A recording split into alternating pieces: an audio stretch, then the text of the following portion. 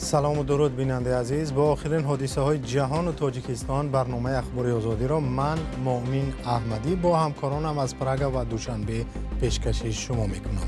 امروز 12 انبر است. سرخط خبرها.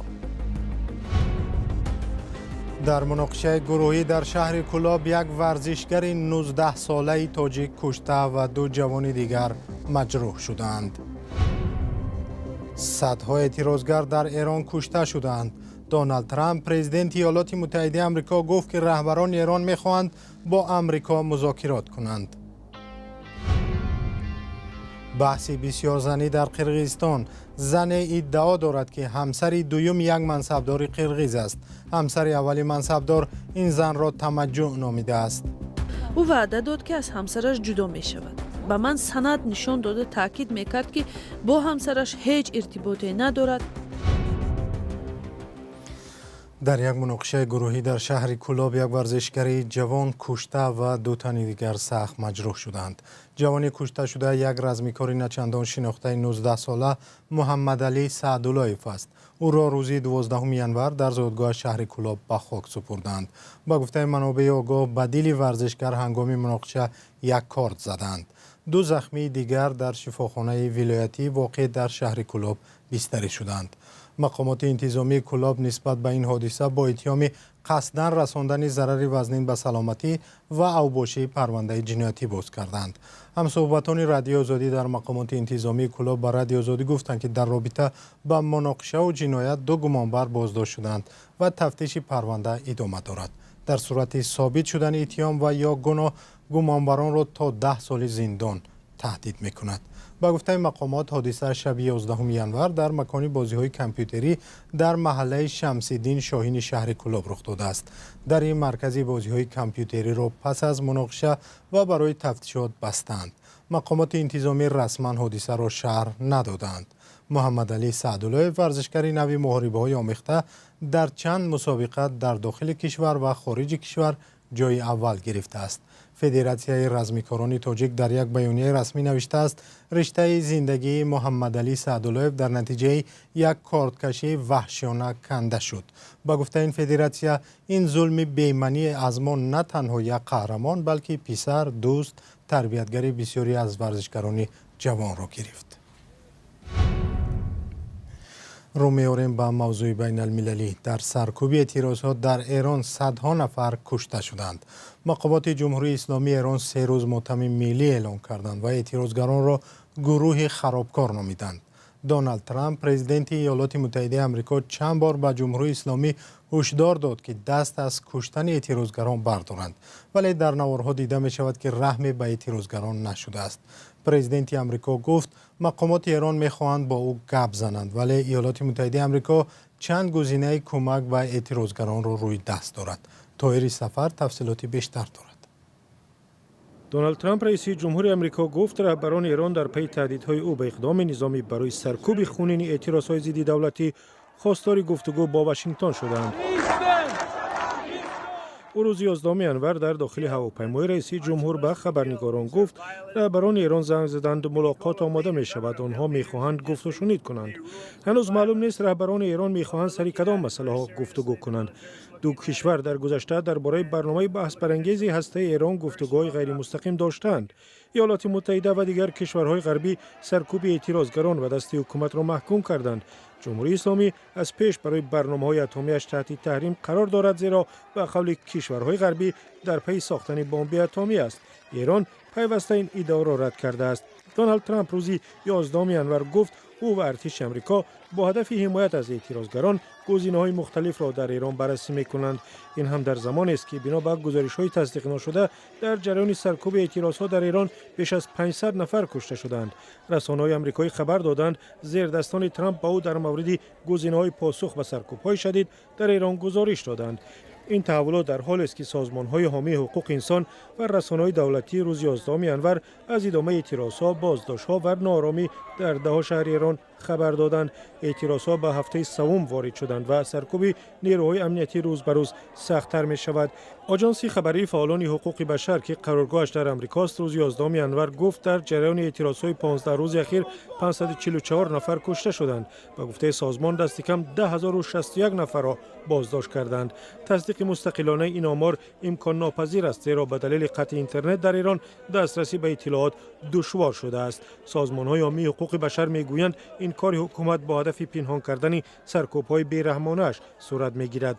در هفته گذشته ترامپ با هشدارها به ایران گفت ایالات متحده وضع را با دقت نظارت دارد و تاکید کرد که مقامات باید از کشتن اعتراضگران خودداری کنند. او روز 9 انور در کاخ سفید افزود ایران در مشکل بزرگ است. به نظر من مردم شهرهایی را تصرف می‌کنند که کسی چند هفته پیش فکرش را هم نمی‌کرد. در روزهایی که مردم شجاع و متحد ایران از این سخنان رئیس جمهور آمریکا رضا پهلوی فرزند شاهی سابق ایران و یکی از چهره‌های مخالفین استقبال کرد. او روز 11 انور در یک پیام ویدیویی گفت پرزیدنت ترامپ همچون رهبر جهان آزاد شجاعتی وصف ناپذیر شما را مشاهده و اعلام کرد که آماده کمک به شماست.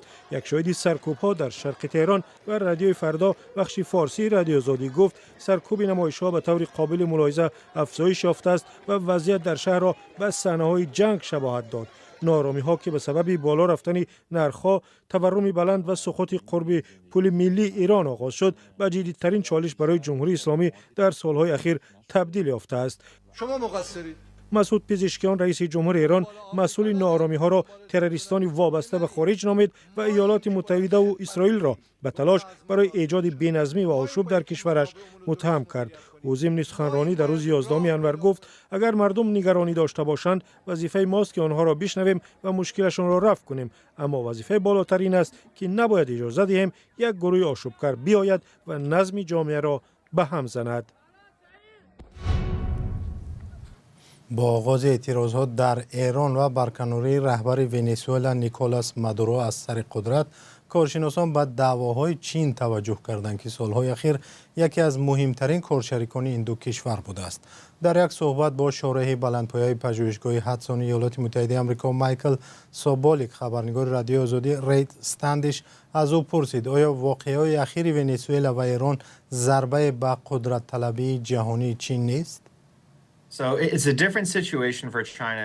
وضع برای چین یک رنگ نیست. ونزوئلا همگی 7% صادرات نفت چین را تامین می‌کرد. سهم ایران در تامین مواد سوخت چین به مراتب بیشتر است. در مسئله از دست رفتن نفوذ در ونزوئلا، چین احتمال کمی دریغ خورد و آن را پشت سر کند. در مورد ایران وضع دیگرگونه است. چین به طور جدی به نفت ایران وابسته است. از این رو منفعت چین در ایران خیلی عمیق‌تر از ونزوئلا می باشد. وابسته به پیامد اعتراضهای ایران و موقعگیری ایالات متحده آمریکا در این راستا، نتیجه می تواند خیلی بزرگ باشد. ایران در مقایسه با ونزوئلا به چین نزدیکتر است. تابستان سال گذشته وقتی هواپیماهای B-2 آمریکا پایگاه‌های زیرزمینی ایران را بمباران می‌کردند، از دست چین کار نآمد. سؤال جالب آن است که اگر در یک شب وضع ایران به طوری برای چین نافارم تغییر یابد، این کشور برای تأمین بی‌خطری انرژتیکیش چی کار خواهد کرد؟ سؤال خیلی جالب است، ولی من نمیخواهم بحث را عمیق‌تر کنم، زیرا ما نمیدانیم پیامد اعتراضها چی خواهد بود.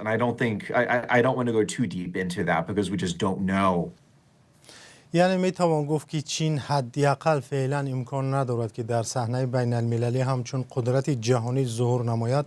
این بود سوال دیگری رادیو آزادی از مایکل سابالیک.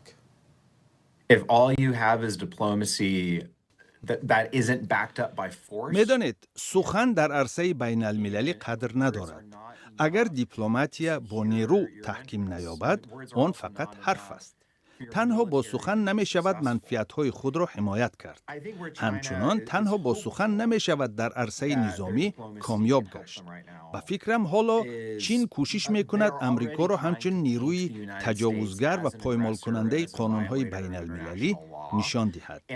تخمین می کنم چین همچنین امیدوار آن است که امریکا در گسترش نفوذش عاقبت به زیاده روی راه خواهد داد. تشکر از مایکل سوبولیک، شارح بلندپایه پژوهشگاه هاتسون ایالات متحده آمریکا که به سوالهای رادیو آزادی درباره تأثیر جهانی تحولات اخیر ونزوئلا و ایران پاسخ داد. نام رئیس سابق ولایت چوی قرقیزستان میربگ میاروف به یک ماجرای پیچیده است. زنی که گفت همسر دوم او بوده از او فرزند دارد، رئیس سابق را در بسیارزنی و فرار از مسئولیت پدری متهم کرد. خود میاروف در پی این ماجرا بستری شد. در این وضعیت همسر رسمی او با حمایت شوهرش برخواسته زن دوم او را به تمجید متهم کرد. این ماجرا بار دیگر توجه را به موضوع نکاح‌های غیرقانونی و به حمایت زنان و کودکان کشید که یک مشکل جدی در جامعه قرقیزستان ولی ناعیان دانسته می شود. مولا رجب یوسفی تفصیلاتی بیشتر دارد. فشار به مادر کودک و در حالی که در تربیتش سهمی ندارد ناآدمی و نامردی است. حبیبی اولانوی 26 ساله اصرار دارد که همسر دوم میربگ میاروف رئیس پیشین ولایت چوی است. اعتراف میکند که فقط نکاح مسلمانی داشتند و عقد رسمی نبستند. میاروف عائله‌دار و پدر 5 فرزند است و اولانوی هم این را میدانسته است. Мы женились с Мирбеком Мияровым в 2022 году. Это была свадьба. با میربگ میاروف سال 2022 ازدواج کردیم. طبق عنعنه‌های قرقیزی عقد نکاح بستیم. او وعده داد که از همسرش جدا می شود. به من سند نشان داده تاکید میکرد که با همسرش هیچ ارتباطی ندارد و فقط بعضا پیش فرزندانش می رود. من آن زمان 22 ساله بودم و به او باور کردم. ولی در لحظه دشوار من و فرزندم را پرتافت. Мы даже у нас в мыслях не было. اولانوی میگوید عروسی با دبدبه قدم اول زندگی قانونی بعدی آنها می شود، ولی به گفتش این همه باطل برآمد. میاروف دیگر هیچگاه نخواسته است با او عقد رسمی بندد اگرچه صاحب فرزند شدند. Планировали ребенка, это был долгожданный сын. این طفل در انتظار بود. او به کودک نسبش را داد میاروف و همچون پدر ثبت شد. وقتی فهمید که پسر بیمار است گفت که چون این کودک آبروی او را میبرد، چون میخواهد در آینده باز در انتخابات اشتراک کند. Чтобы люди знали то, что у него есть особенный ребенок. حبیبی میخواهد میاروف را برای بسیار همسری به جوابگری بکشند. به پلیس عریضه داده به وکالتدار حقوق انسان نامه زده است. ما به دادستانی کل مراجعت کردیم که این پرونده را تحت نظارت بگیرد و شکایت را بررسی کنند. خود میربگ میاروف پرونده را شرح نداده است، ولی به حمایت او همسر اولش صدا بلند کرده است. Меня зовут Алтымышева Айсулу. Я законная жена Миярова Мирбека. نام من ایسولو آلتیمیشوا است. همسر قانونی میاروف میربگ هستم. ما 5 فرزند داریم و 18 سال است عائله دار هستیم. او زن دوم نیست. در قانون‌های ما این چیز منع است. عادی گویم معشوق شوهرم است. دروغ میگوید که گویا شوهرم به وی یاری نمی کند. به نام فرزندانش خانه، ماشین داده است. همراه خانه 5 میلیون سوم هم داد. او این را رد نمی کند. ولی او این پولها را برای خودش صرف کرده است. Но эти деньги она потратила на свои нужды. آلتیمیشوا گفت گناه شوهرش را بخشیده است و حالا فقط میخواهد خانواده‌اش را از طمع‌جویی‌های معشوقه شوهرش محافظت کند. Она начала почему-то по каким-то با причинам. کدام سبب او با من و فرزندانم جنگ اعلان کرد. ما با پلیس ناحیه لنینسکی عریضه دادیم که بسته شد. حالا از نو میخواهیم باز کنیم. او باید برای گپ و تهدیدهایش تحقیرش به من و فرزندانم جواب دهد. В мою сторону и в сторону моих детей. حالا هر دو طرف به حق بودن خود پایفشاری میکنند، ولی معلوم است که این ماجرا دیگر یک بحث عائلوی نیست. در اداره وکالتدار حقوق انسان گفتند عریضه حبیبی را پلیس قبول کرده، رفتار میاروف را برای بسیار همسری تحقیق میکنند. تحقیق پرونده میربگ میاروف یک مقام بلندپایه سابق برای بسیار زنی از اولین پرونده ها در قرقیزستان خواهد بود. بر اساس قانون در قرقیزستان برای این کار از 500 تا $1000 جریمه میبندند. حامیان حقوق میگویند که مردانی که با زن دوم رابطه برپا میکنند فقط نکاح اسلامی میبندند، ولی وقتی از آنها جدا شدن از زن و فرزند دست میکشند و اصلا سراغ نمیکنند. برنامه اینجا با پایان رسید، ولی نشر خبرهای نو دوام روز در شبکه‌های اجتماعی رادیو آزادی ادامه می‌یابد.